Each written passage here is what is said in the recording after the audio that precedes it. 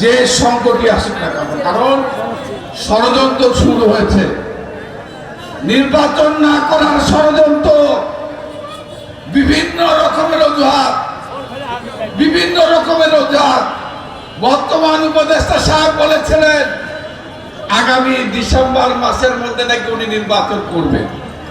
আরে ভাই, এই নির্বাচনের জন্য 15.5 বছর আমরা রক্ত দিয়েছি। এই নির্বাচনের জন্য তো আমরা মায়ের কুল খালি হয়েছে। এই গণতন্ত্রের জন্য আমরা আমার জীবন থেকে 6.5 বছর চলে গিয়েছে, আমি জেলে জেলে কাটিয়েছি।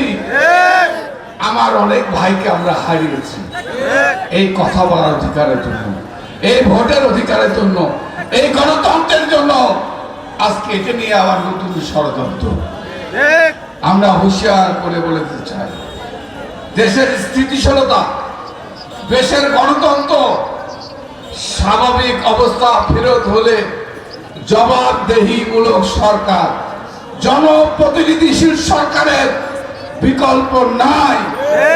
আমরা শ্রমিক ভাইদের কাছে অনুরোধ, আপনাদেরকে ঐক্যবদ্ধ থাকতে হবে। যেভাবে 5 তারিখ রক্ত দিয়ে গণতন্ত্র ফেরত এনেছেন, ভোটের অধিকার ফেরত এনেছেন, ওই পার্শ্ববর্তী রাষ্ট্র থেকে ওই শেখ হাসিনা পার্শ্ববর্তী রাষ্ট্র, তারা বাংলাদেশের গণতন্ত্রকে ধ্বংস করেছে। আবার দেশে অরাজকতা, অস্থিতিশীলতা আয়ন করে আবার নতুন করে বাংলাদেশের গণতন্ত্র হত্যার ষড়যন্ত্র চলছে। আমরা এই জন্য চাই যত তাড়াতাড়ি হোক প্রধান উপদেষ্টার কাছে আমাদের অনুরোধ, দয়া করে নির্বাচনী ম্যাপ, রোড ম্যাপ আপনারা ঘোষণা করেন। মানুষ যেন আশ্বস্ত হয়, মানুষ যেন অন্তত পক্ষে স্বস্তি পায়। কবে নির্বাচন হবে, কয় তারিখে হবে, এই ঘোষণার অপেক্ষায় বাংলাদেশের মানুষ আছে।